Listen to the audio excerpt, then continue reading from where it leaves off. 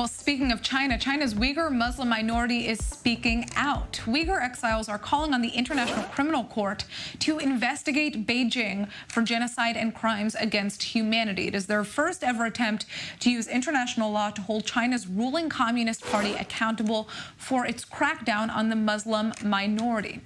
For years now, the Chinese government has put Uyghurs and other Muslim minorities under a net of surveillance, detention, and social re-engineering. As many as 1 million have been held in internment camps in the region, and it's been causing international outrage.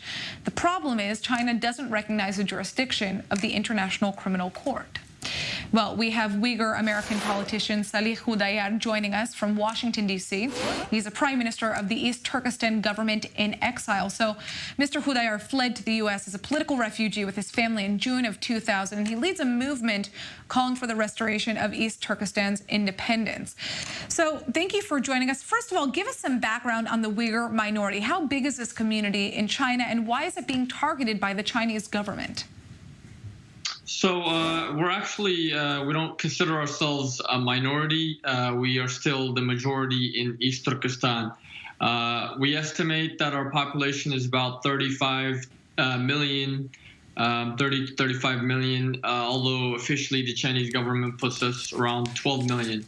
The Chinese government has been effectively trying to, over the past few years, over the decades, but especially over the past few years, eradicate any pretty much all aspects of our identity as it attempts to control and prevent East Turkestan's independence.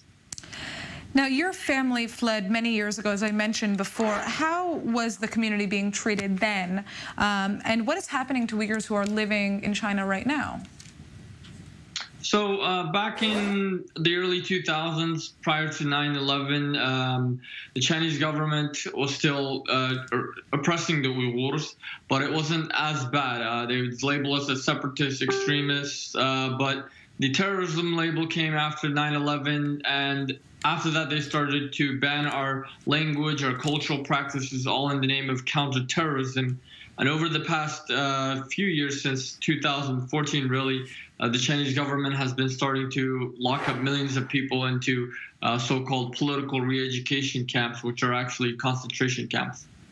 And there have been very, very disturbing reports in terms of what is happening to some of these people. Maybe you could kind of outline some of those, reports for our viewers here who don't really know. Yes, inside the camps, people are being subject to forced political indoctrination. But aside from that, people are being subjected to torture, forced starvation, forced sterilization, forced medication. And in some instances, detainees are being, having their organs harvested and sold in markets as so-called halal organs to Muslim communities across the world.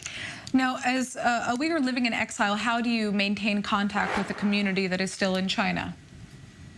So as far as our community in East Turkestan, we are not able to get in contact with them due to the fact that them contacting us or contacting anyone outside of the region is one of the reasons for them to be sent into the concentration camps itself. However, we do get information through foreigners that do travel into the region, businessmen, etc., along with basic media. So the Uyghurs are now urging the International Criminal Court to investigate Beijing for genocide, for crimes against humanity. Why now? And do you think this is going to be effective, especially since China doesn't recognize the court's jurisdiction? Even though the Chinese government might not recognize the court's jurisdiction, looking at the Rohingya case with Myanmar, we saw that we could actually, there was an angle for us to put our case forth as other member states that have signed on to the Rome Statute have deported Uyghurs that have been seeking refuge in those countries.